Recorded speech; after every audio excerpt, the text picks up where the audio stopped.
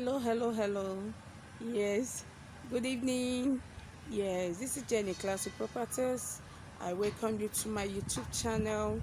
Please, if you've not subscribed to Jennyclassic Properties, please kindly subscribe to my channel and also click on the bell signs to get my notifications whenever I come online. I'm just relaxing my domain this evening to talk on land title and documentation.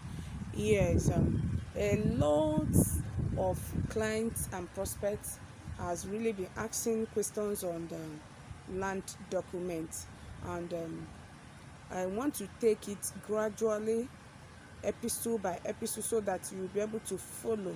So keep following me on my YouTube channels and to get updates on properties with genuine titles, both in Lagos and in eastern parts. We got you covered everywhere across Nigeria. We get you covered. Trust Jennyclassic Properties for genuine properties with high return on investment, that even if you want to resell it now, you don't have any double mind to resell it. Yes, this evening I want to talk on the land title. Yes, I start from survey plan. Survey plan is a document that shows the measurement of the boundary of a parcellated land uh, given to a client. Yes, and survey plan you can still search for that land, and you get the authenticity of that land if you want to search for it. It's not only maybe um when a land has a gazette or decision approved, or C of O or governor's consent, that you can search. When a survey plan is being lodged, you can go to the Ministry of Lands and Survey and search for that land, and you get the result you need to get about that particular land you want to know. Then from there, we have excision approved. Yes, excision is only applicable here in Lagos. Yes, I quote, excision and gazette is only applicable here in Lagos. In this eastern part, no, excision is not applicable in the eastern part, and that is why if you want to process your title like C of O in the eastern part, is very easy. Yes, excision is an exercised land released by a government to the indigenes of that area. Yes, I said excision, exercised land is released by a government to the indigenes of that area, which shows that this land is exercised and is no longer under government acquisition. It is free from government interest, and when that particular land is now published in a record, in a book, it is called gazette, where all government details and informations are spelled out. That is a gazette. From there you proceed to C of O. That's the process to acquire C of O. You can't just jump, yes, I got a land, I want to get a C of O. No, there are due processes you pass through before you acquire your C of O. Yes, C of O is a document, a certificate issued by a state government to an applicant for 99 years, to lease a land for 99 years.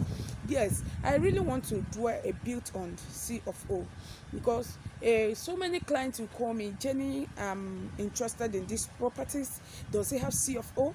I said yes. And you note, C of O land can still be revoked if you are not paying the land use charge.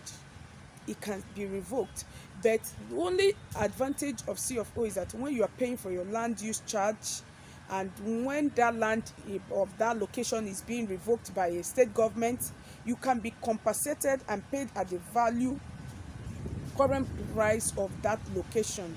That is the importance of C of O.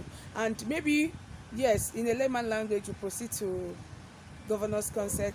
And governor's consent is when you bought a land that has C of O, and you maybe is under global C of O, and you want to process your own title in your own name. As my name is in Kechi, for example, I bought a land now that has a C of O, and I want to process this C of O.